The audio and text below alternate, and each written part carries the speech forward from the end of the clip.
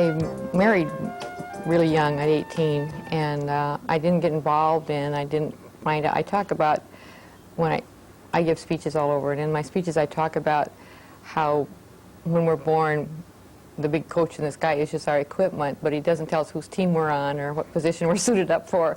So most of our lives we're trying to figure that out, and I really didn't know what I was suited up for, in addition to being a mother, of course, until I was about 39, and the local newspaper man asked me to write a column for him in the paper. I've always written. When I was 2 years old, 3 years old, 4 years old, I used to write poems, and I wrote murder mysteries, and we put them on in the basement of our house until we screamed so much that didn't go over real well. And of course, those aren't big money-making things, you know. But anyway, that's how I started. The local, Vern Bohr was his name, and he had seen something I'd done for something and decided I had some talent, and so he had me write in the paper. And it felt really good. I think the most exciting thing that's ever happened to me was seeing my name in the paper the first time. It was my own column, my name, you know. It was tremendously exciting.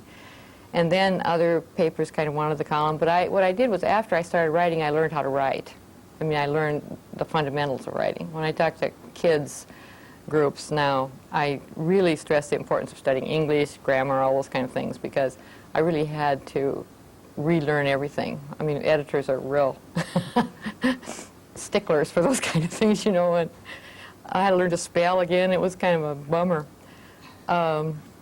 Anyway, that's how I started writing columns, and I got to writing columns in a number of papers, a number of newspapers.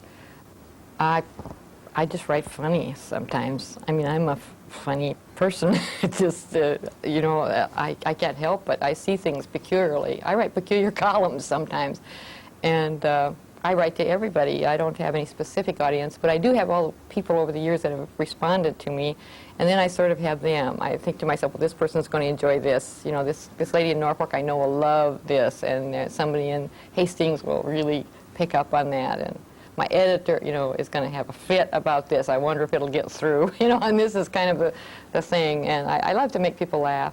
I like to know the words are going out into the world and doing their job, you know, and I like it when people say, what you wrote about this, what you wrote about grief, or what you wrote about codependency, or something like that, helped me, changed my life. I like that. But when somebody says, I read your column and I just laughed out loud, that's the compliment I love to hear. I started writing professionally when I was probably 38 or something like that. I had already had 7 children, and had failed at almost everything that there was to fail at as a housewife was concerned. I couldn't make pickles, and I couldn't sew, and I gave up even the illusion of being a good housekeeper when our house was ransacked once, and we didn't know it for 3 days. It seemed like a good idea. I began to write as a column for our local newspaper. The editor, a man by the name of Vern Bohr, saw something I'd written for something, and I had no experience really, except I'd written ever since I was young. I wrote poems. I used to write poems every time somebody left town, and you'd be surprised how people stayed in town because they didn't want me to write a poem about them. They're pretty bad, really. The columns, as I was telling the gals before, are cathartic for me, and any writer knows, I think, that that's what writing does for you. It gets all kinds of things out that you want to get out, and it touches places, and it touches people. And so I thought I'd read for you tonight. The books, the 2 keeper books, are volumes of columns I've written since I started writing, which was 22 years ago. And the columns are in the book because I asked my readers to choose the columns they liked the best that I had written, and I knew I was safe in doing that because I would go someplace and they'd hand me an old yellowed column and said, would you sign this? I've carried it in my bellfold all these years, or something like that, you know. And so I got in, and I told them, send the column in that they kept. I would sign it and send it back, and I'd take a copy of it, and it would get in my book. The reason I did that is I've written lots and lots of columns, and I sure didn't want to read them all myself. There's some real dogs in there. So I thought if I could let my readers, if they'd kept them, they must have had something to say. That's what I decided. And some of them I wondered about, but they kept them. The one I'm going to start out with one that is semi-relatively humorous. that a lot of people liked, and that came in great droves when I asked for the columns to come in. And the title of it in here was written in April 1986. I'm going to sort of go back and forth here. April 1986, and the title of this column was Meals with Bugs Always Remembered as a Defeat. Seems reasonable, doesn't it? Anyway, it goes like this. Human beings have to work at enjoying their successes. The memory of defeats linger longer and hurt more than the memory of successes feel good, or last, if you know what I mean. For instance, I consider myself a good cook. Not a gourmet cook, you understand, but a cook who has a plethora of great recipes. However, do I remember the meals when guests have stuffed themselves to the gills and gone away singing my praises? No, no. I remember the time when the bridge-playing guest tried to cut one of my picture-perfect meringues and shot it across the living room. And I remember the time I served an eminent priest cereal with bugs in it. His name was, and still is, Father John Flynn, and he heads the Omaha Archdiocese Department of Education. It's good to have an overactive sense of humor at times like that, because it allows one to laugh and point out the humor to other people. The guest who shot the meringue across the living room laughed as soon as she saw I was laughing. It took a little longer for the guest to laugh who had the meringue with the strawberries in her lap. As for Father John, well, even I didn't laugh right away at that one. He was a friend of ours who was in our neighborhood giving a talk, and his decision to stay with us was an unusual one because he is a dear man, but he's stuffy, and he likes things neat. And with six kids and no inclination to be neat myself, our house was never his favorite place to be. However, I'd worked at it before His Eminence's arrival, and his room was immaculate. The bathroom fixtures gleamed also, the curtains were freshly washed, the towels were new. He was, I could tell, impressed.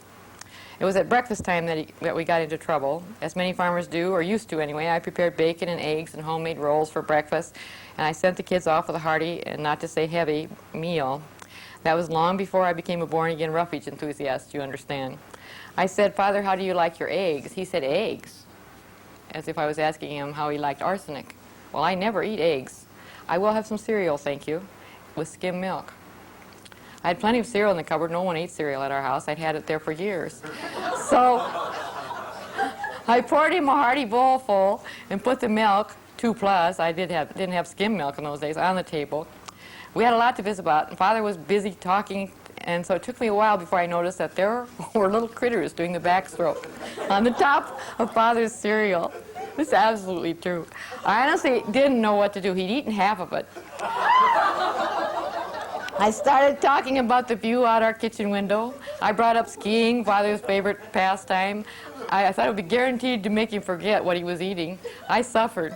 Breakfast was over. Father folded his napkin, cloth, carefully, briskly wiped off his mouth, and he said, "Thank you for the breakfast, Joni. Those bugs were delicious." And he laughed, and he has never been back. That was Father. Changing pace and changing mood. I have a mother. My mother was a fantastic lady. In this day and age, God knows what she would have accomplished. As the wife of a very dominant Irishman, she was pretty docile until my dad died, and then she turned into a real character. And she did all the things she ever wanted to do, and it was amazing what she wanted to do. And she lived to be 85, but the last 5 years of her life she had a stroke and was in bed. So the living was not exactly very exciting for her. And so I wrote this about the time she died. And this was February of 1977. Every time I sat down to write a column last week, the words wouldn't come. I whipped out some articles and did some interviews and took some pictures, happy to be busy, but a personal column I could not tackle. My friend Ferdy Pites took me aside just last night and told me why. He said, "You know, you're going to have to write about your mother." And I suppose I am. All during the last 5 years that Mother was bedridden with a stroke, Ferdy would come up to me and say, "How's Mother?" And I would say, "Well, she seems content. She's not in pain. She likes television. She enjoys company," something like that. And as I think about it now, that's incredible. How could a vivacious, active, beautiful lady like my mother be content to be bedridden, saying only yes or no, and watching her family come and go, the seasons change, the holidays go by? But she was, or she made us think so, always smiling at us and patiently waiting for her care. Occasionally she could be a little grumpy. I hadn't been there for a couple days. If I hadn't been there for a couple days, I'd have to have a pretty good explanation before I got that smile. And she laughed out loud at all my stories. She was my very best audience. And always when our visit was over, I would kiss her on the mouth and on the forehead, and I would say, "I love you." And I think she knew that, too. Her eyes told me she did. And sometimes she would say, "Yes." I would sit on one side of her bed and hold her hand, and her very dearest friend and companion, Claire Smith, would sit at her post on the other side of Mother's bed, and we would talk and laugh. Claire must have spent most of the last 5 years in that chair, doing fancy work and mending and keeping Mother company. Mother especially enjoyed visits from her grandkids. My boys would go in, and she would hold their hands and beam and say yes most emphatically. My daughter Julie, and she had a game going, she wouldn't say yes to Julie at all until Julie would say, "Well, I guess I'll go now, Grandma." And then Grandma would get a big grin and say yes. And Julie made a big thing of that, of course. Sister June would bring the mail. Brother Vince stopped almost every night and watched TV with her. But now she's gone. Last week she just gave up and slept away. God knows she must have been tired of it. She who traipsed the world with aplomb until she was 81 years old must have been tired of being confined to a bedroom, participating on the edges of everyone's life. We talked a lot the last week when we knew she was leaving us about how good things were going to be for her. She looked at us with unseeing eyes and held our hands so tight. Selfishly, not until the last couple of days was I able to pray that the Lord would take her home. That's ridiculous, isn't it? As long as that smile was there, our Mother was with us. So now, Bertie, I've written about Mother. And even as the sounds of the Alleluias we sang at the funeral fade away in my memory, the memories of the bedridden lady fade away too. And memories of the mother who walked regally into my kitchen every Sunday and who polished my silver and sewed on my buttons and advised me in no uncertain terms how to run my life, take precedence. That's the way she would want it. We buried her in her red suit. She always wore that when she traveled, with her NCCW, National Council of Catholic Women, Mrs. Arthur Mullen Award, and the gold rosary that was a gift from Daddy. On her casket was a spray of yellow football mums. Every anniversary, Dad sent her 2 dozen of them, and after he died, Sister Mary sent them still. Everybody said she looked wonderful, certainly not like she was 86 years old. That always strikes me as a little ironic, but nonetheless, I hope I look wonderful when the time comes. We shall miss her, but our strength comes from knowing death is not extinguishing the light. It's putting out the lamp because the dawn has come. That one is the one that is an all-time favorite with me, and many, many people have told me that they got a lot of comfort from that, and that's one that came in droves too. This one is, it talks about compromise in marriage. To what do you attribute the success of your long marriage? Said a young friend, half kiddingly. Compromise, I said uncompromisingly. No doubt about it. Then I tried to tell her about it, and she dozed off. So I'm going to tell you. We started compromising even before we were married. Kip joined the Catholic Church, and I joined the Republican Party, causing both of us misery. That should have told us something right there, because it was only the beginning. We found out as our marriage progressed that outside of having handsome babies at regular intervals, we had almost nothing in common. I liked my music, writing, and communication work. Kip liked his cattle, and cattle. I could not understand how anybody could be so crazy about cattle. He'd go to a cattle sale, and I'd think he should be home in time for supper.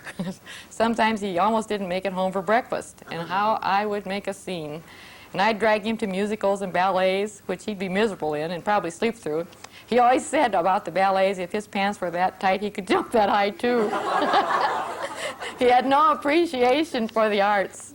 Then, when I went to the cattle sales with him, and I found out they really did last that long, I found out they were also very boring, or so I thought.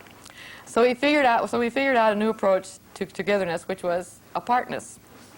Our marriage has lasted. Indeed, it has thrived, because we learned fairly early that if we were going to stay in double hitch for the long term, we were going to have to give each other a lot of rain. In all friendships, and especially in marriage, sometimes if you hang on too tight, you lose someone. But if you let them go, you can keep them forever. So we compromise about everything. It's not easy. Kip is neat, and I am messy. He's orderly and knows right where to go and what comes next. I'm totally disorganized, and I'm lost more often than not. He likes beef and potatoes. I go for salads and crepes. He likes to be involved in any kind of sports, and if he's not playing them, he's watching them on television. I'm a total klutz, and I like to watch the Boston Pops on ETV. He loves any game of cards, especially any game. He loves any kind of a game, especially cards, and he will play solitaire by the hour. Card games give me pains in the stomach. I can't even add the bridge score. He's a mathematical genius. I like picnics and campings out. He likes the Holiday Inn. It goes on and on. So sometimes we do things his way, sometimes we do things my way, and sometimes we go our separate way, happily. I've learned to play bridge and golf and enjoy both most of the time. He stays awake during some musicals and even some plays. We have a high divider in our office, so my messy desk doesn't drive him nuts. So you see how it goes. We compromise. I think I have brought to his life a lot of foolishness and mostly joyful emotion, and he's brought to mine some order, a solid goodness under his gruff exterior, and an uncompromising respect for honesty. Being honesty, he says, is just like being pregnant. There's no such thing as being part way. By sharing our interests, we've enriched each other's life, and by going our own way, we become interesting people to live with and retained our sanity. If there's a message here, it's just hang in there. We did, and we're glad. We're going for another 35. We may make it. Let's see. Oh, this is okay. This is getting in the clear. Kip is a cattle feeder, and cattle feeders live on borrowed money. And I was a banker's daughter, and bankers live on people paying off their borrowed money. And it was a kind of always a thing in our lives that confused me. I didn't know how to feel. And I wrote about this in June of 1983.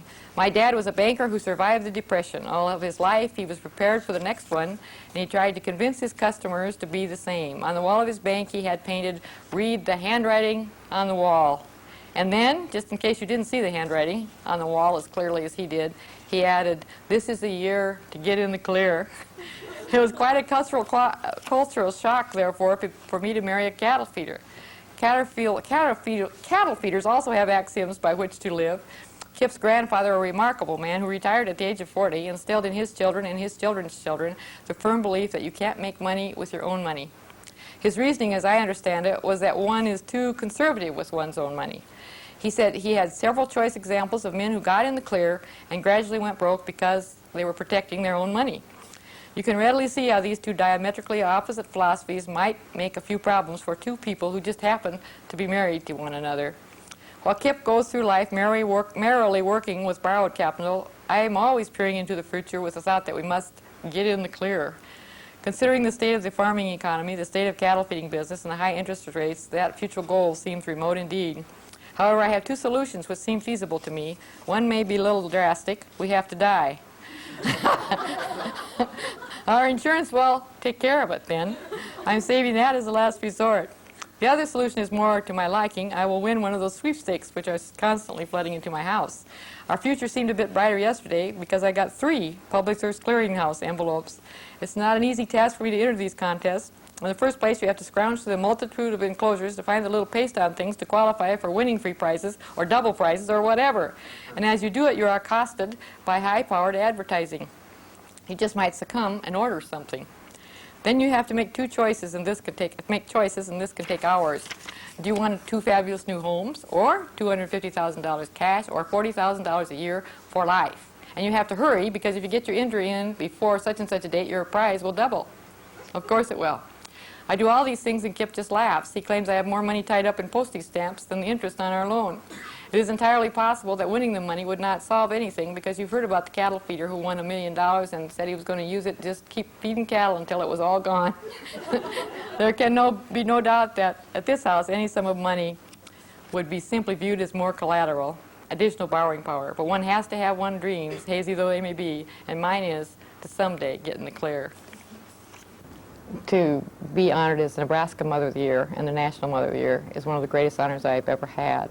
I've gotten a few awards in my life, but to be honored as a mother, any mother would tell you, is just the most tremendous, award you can get. And and I'm an imperfect mother, and I have imperfect kids, but I accepted that award on behalf of all the imperfect mothers with imperfect kids, because there isn't such thing as a perfect mother, or a perfect kid, Lord knows. And So that was really wonderful. But the people that were most surprised when I got that award were my kids. You know, like, who, her? National Mother? Well, I don't know. But anyway, it was wonderful. Yeah, great. I've met people that are the most fantastic women in the world, and I've made friends that I never would know otherwise, you know, and that to me is a great blessing. Two of the things I'm sure I'll be reading. One is a column that I wrote about a visit to the cemetery at home with my 4-year-old granddaughter, and how she made me see things much clearer than I ever have. Another column I'll be reading is about how I tried to impose on my daughter, who is a theater person, the concept in those years of a sincere blue suit. And I was just trying to help out, you understand? And so that's one that turned out to be semi-amusing.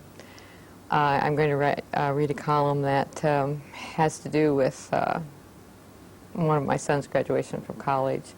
That particular column won the Nebraska Press Award for columns in its category, and the Nebraska Press Women's Award, and then went on to win a national award, and it was reprinted in several other magazines. So it was kind of, that's a real favorite column of mine. I have been really I have a daughter and 5 living sons, and I've been really good for my daughter, but she doesn't know it. I'm one of those people who believe that what I read, and until I read something that contradicts it, I tend to act on my beliefs. In 1984 was the year of the sincere blue suits.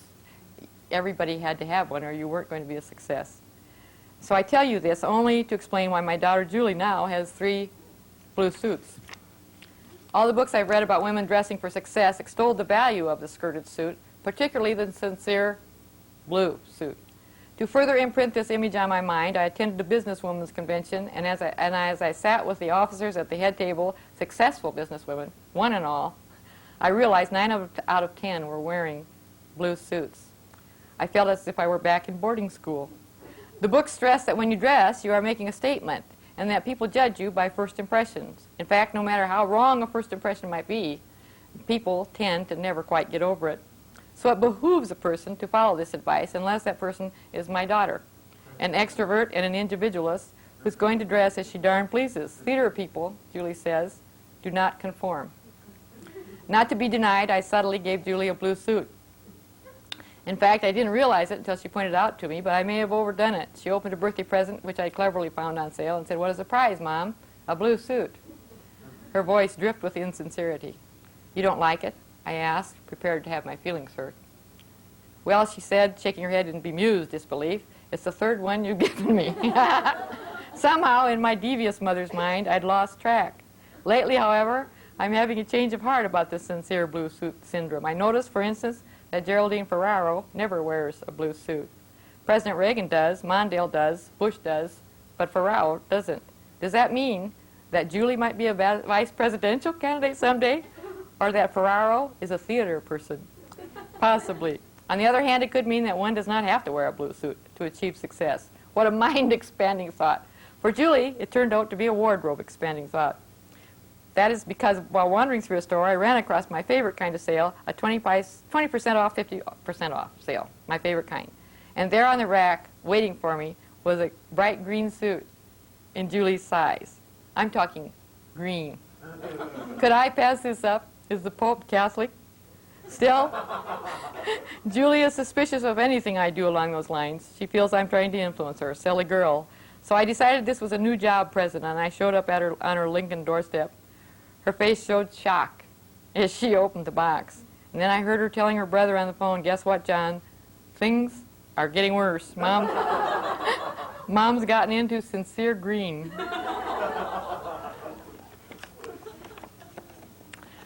This column is called The Graduation Owl. And I talk about education. This is my columns about education. I kind of put columns in different categories. And I write it before the column that this chapter starts. That the problem with education is that the more you know you don't know. So if you're really paying attention, the more education you get, the more you need. My life has been greatly enriched by teachers who've passed my way, and not all of them have had lots of letters after their names. Indeed, one of the wisest one was my friend Ferdy Pites, our local philosopher and auctioneer, whose formal education stopped at the 3rd grade. My curious need to know was undoubtedly fostered by my parents, Emmett William and Joan Rossiter, and the rest of my family. I can only guess what my mother might have accomplished had she lived in this era. She was a musician and a scholar who could discuss philosophy with Lawrence, banking with Vincent, and sports with her grandsons.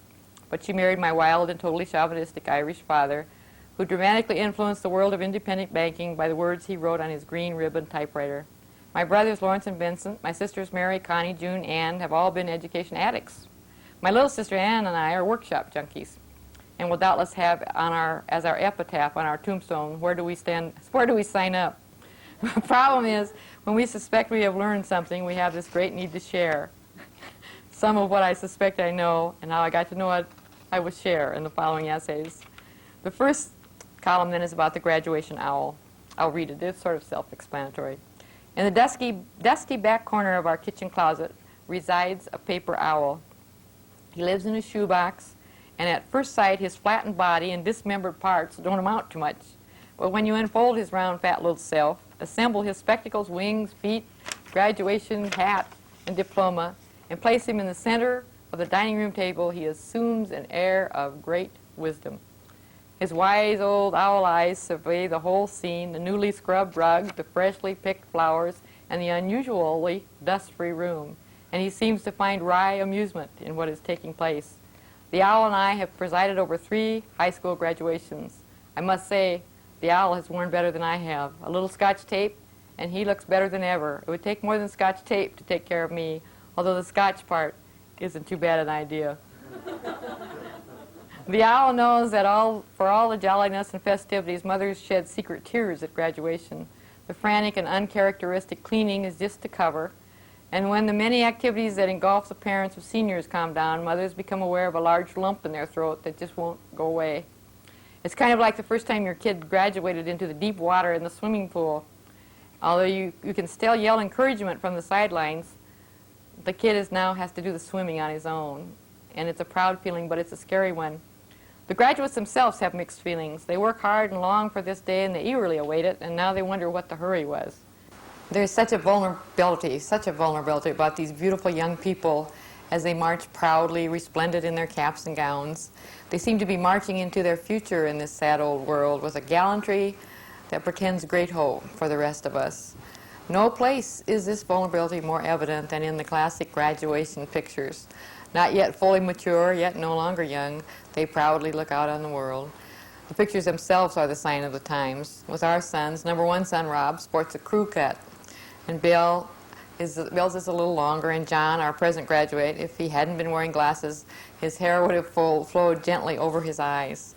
7 years hence, when the youngest son, Chuck, graduates, there will probably be no face visible at all, only hair. However that may be, the owl and I will officiate somehow, and that's a comforting thought.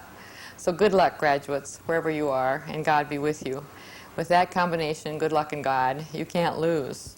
And congratulations to the parents, because we've survived another one. And if I sometimes feel like it would be nice to dismember my own parts and fold up my round little body and crawl in the shoebox with my owl to await the next high school graduation, I shall dismiss that thought as unworthy. As the motto of my class of 46 stated, there's more beyond, and how. When I got my undergraduate degree, which was in communications and music, I thought a person, and I'd gotten to speaking all over the country by that time too, and besides the writing, and I thought a person who writes and speaks, a communicator, should be able to help in the community. And I lost a best friend to cancer. We had all kinds of things going on, and I thought, people are hurting, and what can I do? You know, I think of myself as a motivator. I think of myself primarily as a humorist, but those two things are really important, working together to lift people's spirits. And so I got involved in community caretaking, and went back to school and got a family ministry, designated as a family minister, and hospice volunteer and all those things. And still it just didn't seem like enough for the kind of things I wanted to use and do. So I went back to school and got my master's in counseling. It was just in response to felt need in our community, and to use the abilities that I had for speaking and writing to make a difference. And I just feel that I have made a difference. I know I have. And I think for anybody that is a writer or a speaker, that kind of a thing is the greatest feeling in the world. I work a lot with young parents. I've gotten certified in teaching parenting classes in active parenting and in the Setting the Limits parenting that the Nebraska Alcohol and Drug Council put together. And I try to promote the importance of positive expectations, how you can change your whole attitude toward life if you start trying to catch people doing things good rather than catching things doing bad. And in families, I see that changing the atmosphere of the whole household, that positive attitude. And that's a choice. That happens in your heads. Those things happen in your head.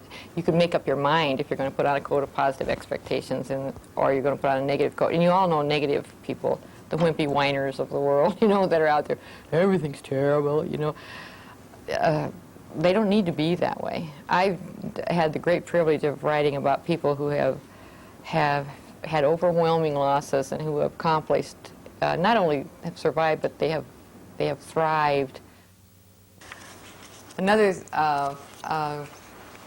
column that I've written that has had tremendous response and maybe made a difference in some lives had to do with a column I wrote about our oldest son, Rob, being in treatment for drug and alcohol abuse. It was a time of great growth in our family, and I waited until 2 years after he came out of the treatment before I wrote the column. He wanted me to. And there are some people that say this was really brave, but it wasn't brave. It's just what I always do, which is share.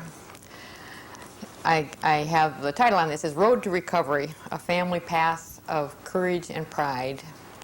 It was written in 1986. Hi, I'm Rob, and I'm an alcoholic.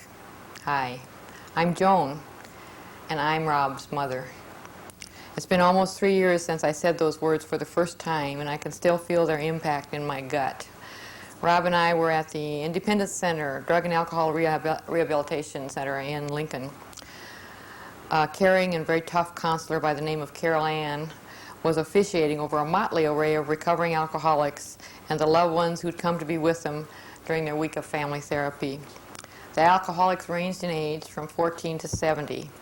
Everyone from a teenage wife abuser to a respected judge. The disease of alcoholism, you see, plays no favorites.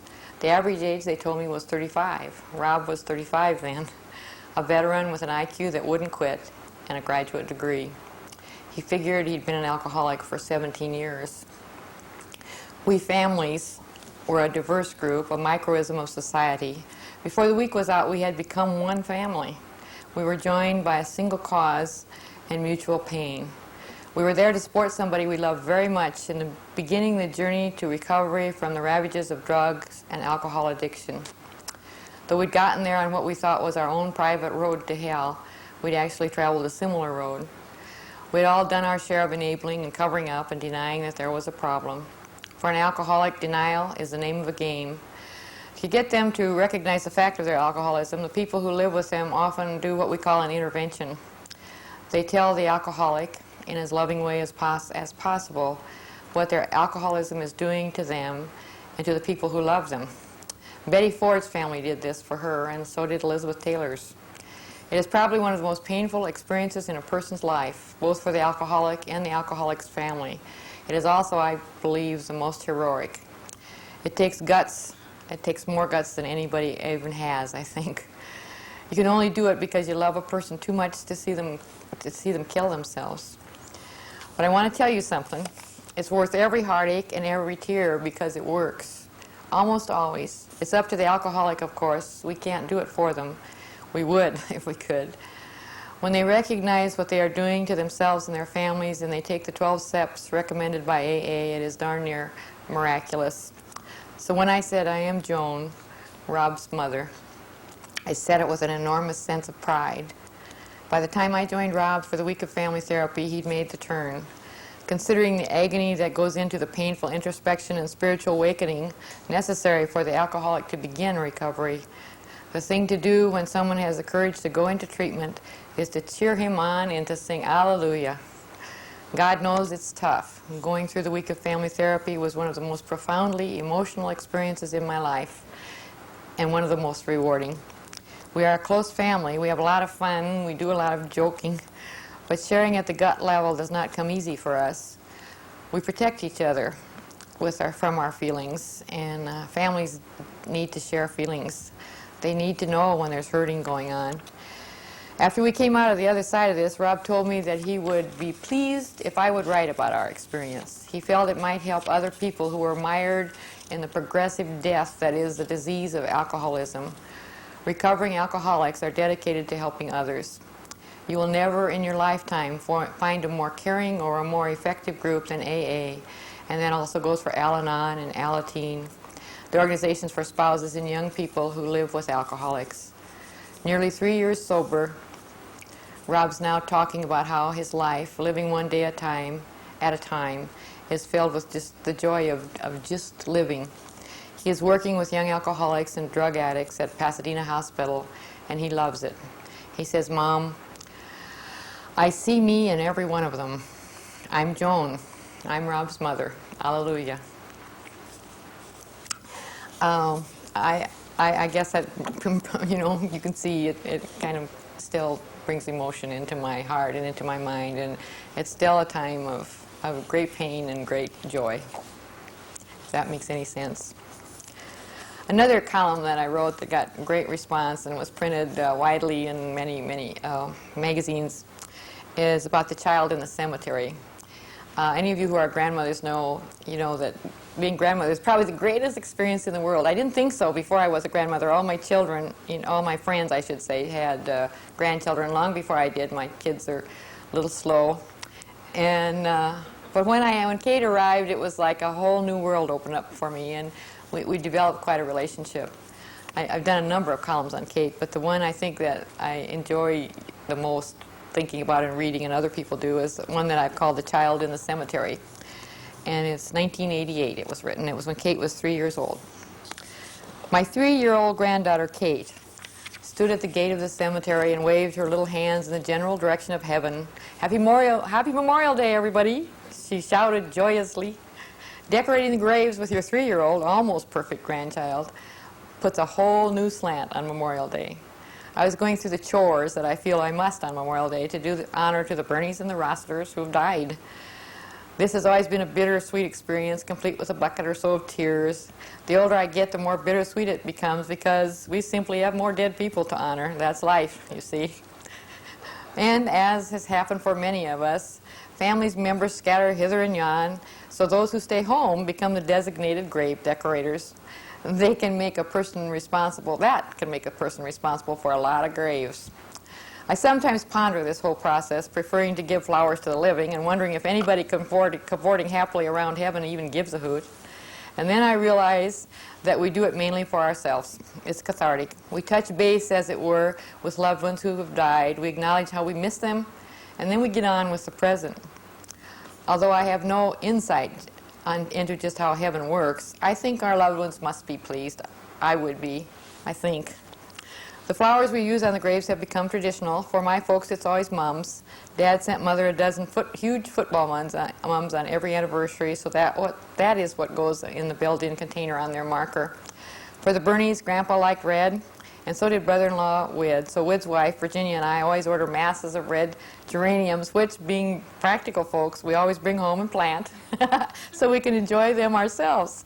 And there are special things for Grandma Welch and sister-in-law Pat and our own tiny son David, and on and on and on. When I started amassing the flowers for my yearly assault on the cemeteries, Kate was visiting, and she was fascinated. She would go along, she decided. It sounded like fun to decorate, She needed to know all about it, though. And what do you say about death to a little tiny girl whose heart breaks when a kitten hurts its paw? Well, you tell her the truth, of course. But I knew I would be in for an interrogation. She's a child who probes. For instance, the other day she asked John, her father, to explain the circulation of blood. I think she's going to be a reporter. Meanwhile, back at the cemetery, Kate was fascinated. She interrogated me about my mother and my father. She wondered why she couldn't meet them. And I explained they'd gotten old and died and were in heaven. It was just their bodies in the cemetery, I explained. The important part of them, their spirits had flown up to heaven. And we know they are really happy in heaven, I told her, but we like to let them know that they are remembered on earth. So we set aside this special day. It's kind of like a birthday party. But nobody's here, Kate said. Well, we can't see them, but they know what we're doing, and I think that makes them happy, don't you? I said to her. What changed for me because of Kate was that instead of weeping around, I told her true stories about wondrous characters who were her forefathers. What happened, you see, is that instead of mourning their deaths, we celebrated their lives. Her "Happy Memorial Day, everybody!" was entirely spontaneous, the joyous outcry of a little girl who seemed to understand maybe better than her Grandma Joni. And then she marched out of the gate on her two sturdy little legs with great self-satisfaction. I think they are glad I came, Grandma Joni, said Kate, and I think so too. Another thing I've written extensively on is, of course, marriages and why they work and why they don't, and how interesting it is to get to be really good friends with somebody you marry and find out all the intricacies about them that you just as soon not know. And I've written a column that my readers seem to get a lot of good out. One of the columns I write is an advice column. After I got my master's in counseling, it was in the height of the farm crisis, and Bob Bishop of the Nebraska Farmer thought it might be a good idea if we had an advice column in the magazine so that people could write and ask questions about things that they might not feel like talking to anybody else about. I was reluctant to do it at first, but it's turned out to be a tremendously self-satisfying and satisfactory kind of a column to write, and it's brought me in touch with a lot of people, and it's sent me to my books sometimes to answer some questions that I need answers and to my experts that live around the country. But this one is about marriage, and it's one I've sort of learned like on-the-job training.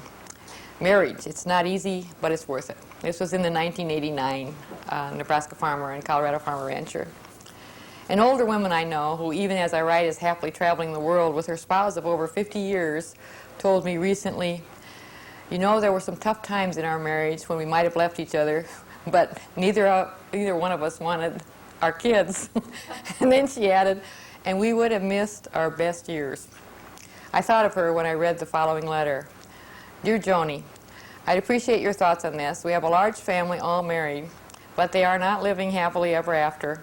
One marriage is, in fact, headed for divorce. Our problem is we don't feel they're even working at it. What is it with kids today? My husband is no jewel, but then neither am I. We've survived a lot of tough times together, and now we're just plain comfortable with each other. But we've worked at it. How can we get this across to our kids? And it's signed, Confused and Concerned. Dear C&C, I say to Confused and Concerned, I've written on this before, and I do it again with a sense of missionary zeal. If everyone contemplating marriage understood that first exciting romantic love is transitory, they'd stand a better chance of getting to the place where life is just plain comfortable. But as you said, it takes work. Experts who know about such things say that there are 4 stages to any relationship, be it marriage or a friendship. The first stage is attraction. Somebody appeals to you, you meet them, and something clicks. For a couple destined for romance, I call this the wow and whoopee stage. A wonderful, exhilarating infatuation that makes us act mildly insane. I can remember when just hearing Kip's voice would make my heart beat faster. And boy, that was a long time ago. Dr. Scott Peck, author of The Road Less Traveled, writes that falling in love is a myth. Characteristics of this myth, he says, are the belief that romantic love will last forever and lead to perfect happiness. This myth of romantic love is a dreadful lie, Peck says, but it ensures the survival of the species because it traps us into marriage. What makes it not entirely dreadful, says he, and I also believe this, is that falling in love can lead us to make a commitment to somebody from which real love can grow. Which brings us to the second stage, which is attachment. For couples, this means marriage, or sometimes in this day, it simply means attachment. In a friendship, it means you start hanging out together, best buddies. But there follows, in every relationship, the third stage, which is the most critical. It is a stage called adjustment. This is a time when we realize perfection is not a human attribute. They may be messy where we are neat. They may snore or chew ice in public. They may have entirely different interests. They will undoubtedly let us down. In this stage, it is necessary to lower our expectations and probably pray. What happens with some couples is that they start looking for romantic love again, maybe with somebody else, not realizing that the best kind of love, the deep, more soul-satisfying love, is just around the corner, if they'll just work at it. If we understand this is a normal part of any relationship and prepare for it, we won't be let down. We will just realize this is when we begin to relate to this person on another, more realistic level. We work through difficult times as imperfect human beings must. We nurture ourselves as well as our spouse or our close friends, and they do the same. So we can all grow and be what it is in us to be. And then, as C&C obviously knows, we are able to move on to the fourth stage of marriage and/or friendship. My friend Vicki Miller, who is here, is an editor, or was once an editor of mine, and she hates when I do and/or. She just hates it. The recommitment stage is the fourth stage. This is when we have to learn to live with all their faults and they with ours, and we love each other anyway. It is the very, very best stage, and it is the most comfortable. This is the stage you don't really want to miss. It's not easy, but it's worth it. My advice column that's in the Nebraska Farmer and the Colorado Farmer Rancher started, must have been about 7 or 8 years ago, and it was after I'd gotten my master's in counseling. It was during the farm crisis, and they decided they would like somebody to write that could maybe answer some questions for some people. And I was a little dubious about it at first, but once I started that, it's been a tremendous outlet for me. It's been a very satisfactory thing. I've been told that some of those columns have changed lives, and that's the best thing a writer can hear, to change lives. Whoa.